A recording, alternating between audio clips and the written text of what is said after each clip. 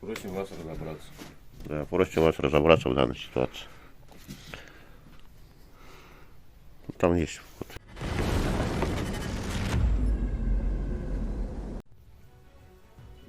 A group of Russian soldiers say their commanders are simply driving us to the slaughter after extorting and brutally beating them. There's no support, no air force, nothing. You just stomp along and die. They are all now listed as missing in action.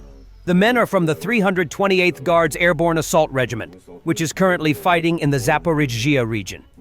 Heavy fighting is ongoing south of Zaporizhzhia city, where the Russians are trying to open the route to the north. The soldiers say that they encountered abusive practices, money collection, and we refused. Yet another money collection. They started collecting money for some company needs, from us, the soldiers. We refused to contribute. The next day, they came and beat us. We got bruises on our faces. They threatened to send us on combat missions. And now they're still carrying on pointless combat missions. Our comrades died the day before yesterday, and didn't even last a day. The men complain that their commanders are simply driving us to the slaughter. They're simply driving us to the slaughter.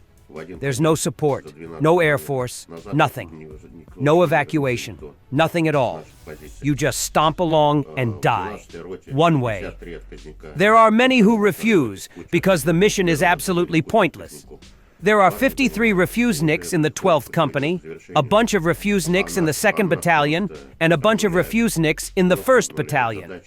The guys understand that everything is slowly coming to an end. A man named Evgeny Nikolaevich Sokolov, call sign Sokol, says that nobody returns from such combat missions. They're simply erasing us. Simply erasing us. The goal is to get rid of us as much as possible.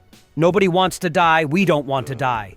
They show their injuries from the beatings, which they say happened on the 20th of October 2025, and appeal for help from the military prosecutor's office. The video is accompanied by a handwritten note dated the 18th of October in which they state their refusal to follow combat orders. We refuse to go on the combat mission because we are not receiving any proper support. The commander does not provide any information about the situation. Everyone who has gone on tasks has come back as killed. There are also monthly extortions of money. For refusing, we receive threats of being sent to the battle zone with no return. They were reportedly sent to the front lines on the 21st of October and are now all listed as missing in action, which in practice almost certainly means dead. The video was released by their relatives, who say they have received no information from the military authorities about their missing relatives. The men's account is corroborated by a separate video from another man in the same regiment, who says that they're driving us through open minefields on foot. He asks, "How many times has our command been driving us to the slaughter?" Daniil Mikhailovich Grigorchuk, call sign Watchmaker, says that the regiment's commanders are disregarding its enormous losses. He describes how groups of soldiers regularly leave for missions, but none return. When our fighters reach certain points, they simply disappear, and that's it. And there's silence, he says. They are being sent into assaults with no support and minimal amounts of supplies and equipment, likely to limit losses of material when they are killed. They are telling us to go, not to take anything with us, like walking more than 8 kilometers. Well, we're not complaining, we're fine, we're ready, we're going. No one is saying that we won't go or that we refuse. It's just that it's at least easier for others, because we have no artillery, no nothing at all. We're just going with our 4 magazines, automatic rifles, and 2 grenades.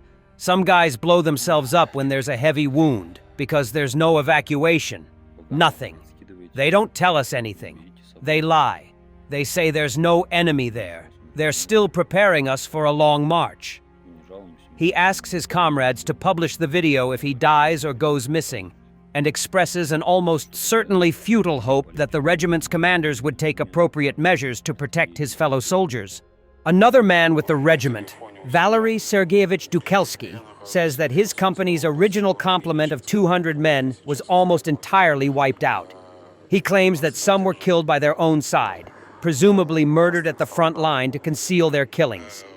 Out of 200 of us, there's not a single one left. Some say they are wounded, Some say killed. Someone, from what they said, I can only guess, Joker. Some other call sign. I don't remember what. Well, from what they said, they killed them somewhere there. Dukelski says that he nearly suffered the same fate as Joker, who was apparently murdered by his own side. Dukelski says that he was woken up by 3 men from his unit who abducted him, beat him, forced him to make a false confession, and took him away to be murdered. They said, "We'll take you to the mountain now and kill you, and you'll be lying there along with Joker." According to Dukelski, he managed to escape from the trunk of a car in which he was being transported to his death and fled. At the time when he recorded his audio testimony in September 2025, he was a fugitive and in hiding. It's not known what became of him. Analyst Brady Offer published fresh satellite images showing damage from Ukrainian drone strikes on Russia's Afipsky oil refinery overnight on November 30th. The refinery, hit at least 8 times since 2022, produces fuel for Russia's military.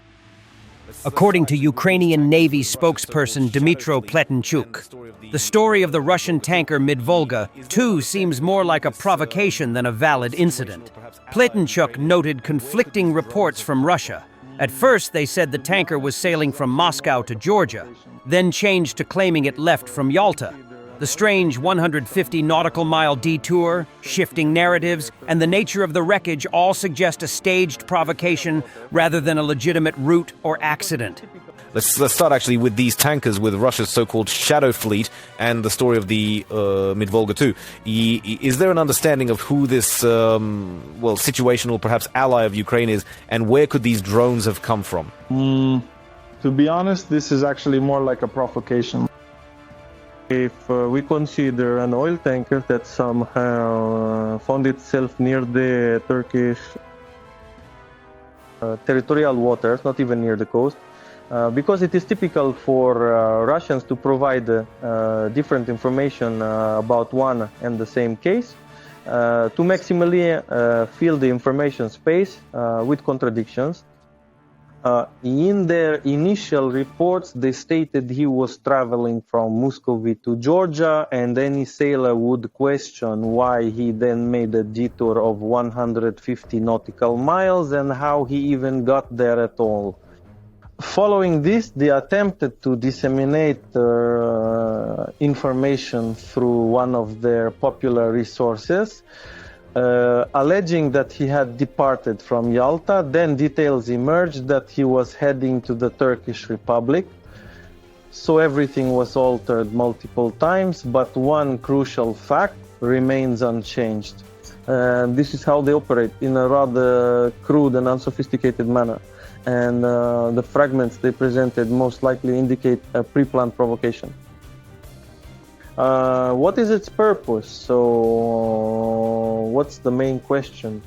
Considering all this is happening against the backdrop of international attempts to sign some agreements, the Russian Federation might, of course, be trying to somehow obstruct this process. Thanks for watching, and don't forget to subscribe. Also, if you want to support Warthog Defense, please become our member and get early access to new videos, exclusive members-only videos, and become administrator in comment section. The membership link is in the description. Rescues every day. We had a guy last week, it's 6 rescues in 6 days. You know, he's doing the job every day.